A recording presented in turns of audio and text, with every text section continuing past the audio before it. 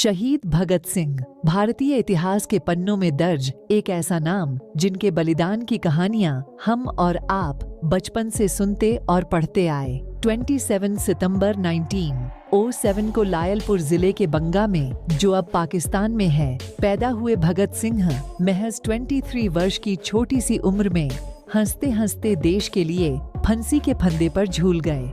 अगर आप इंडियन हो और अगर आप भगत सिंह को प्यार करते हो तो इस वीडियो को लाइक और चैनल को फॉलो करें और सब्सक्राइब करें। 23 मार्च 1931 वह तारीख थी जब अंग्रेजों ने उन्हें मौत दे दी। हालांकि उनके कार्यों ने देश के युवाओं को राष्ट्र की स्वतंत्रता के लिए हमेशा प्रेरित किया। उनके रास्ते पर चलकर बहुत से लोगों ने भारतीय स्वतंत्रता संग्राम में महत्वपूर्ण भूमिका निभाई। जहां कई लोग भगत सिंह के क्रांतिकारी दृष्टिकोण से सहमत नहीं थे, वहीं बड़ी संख्या में लोग उनके समर्थक थे। ऐसे में इतिहास के पन्नों को पलटते हुए उनसे जुड़े कुछ रोचक तथ्यों को जानना दिलचस्प रहेगा। भगत सिंह शादी नहीं करना चाहते थे। ऐसे में उनके माता पिता ने उनकी शादी करने की कोशिश की तो वह अपना घर छोड़कर कानपुर चले गए थे।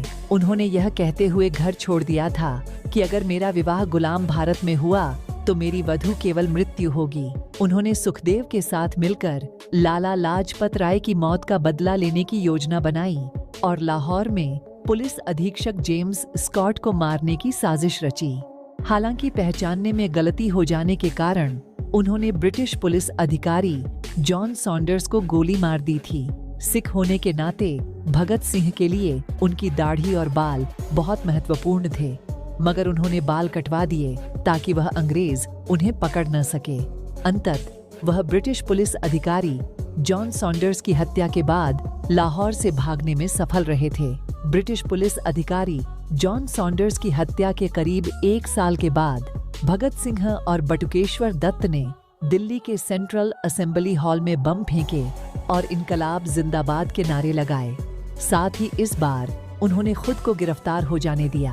जेल के अंदर भी भगत सिंह का क्रांतिकारी रवैया कायम रहा।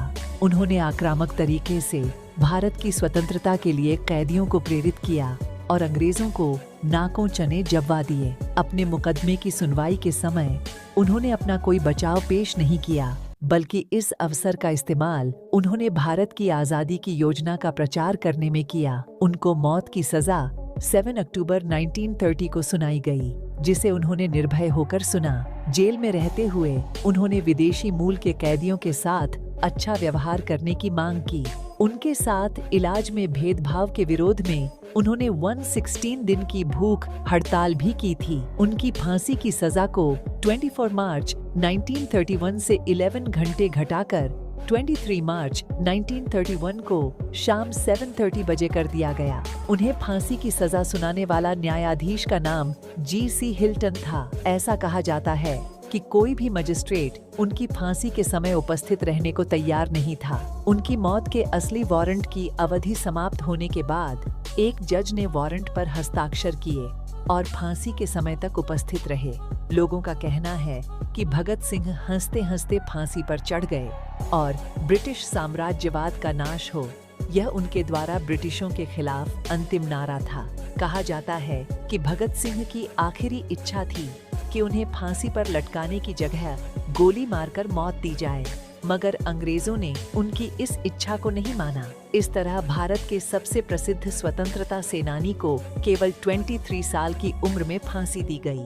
उनकी मृत्यु ने सैकड़ों लोगों को स्वतंत्रता आंदोलन में भाग लेने के लिए प्रेरित किया।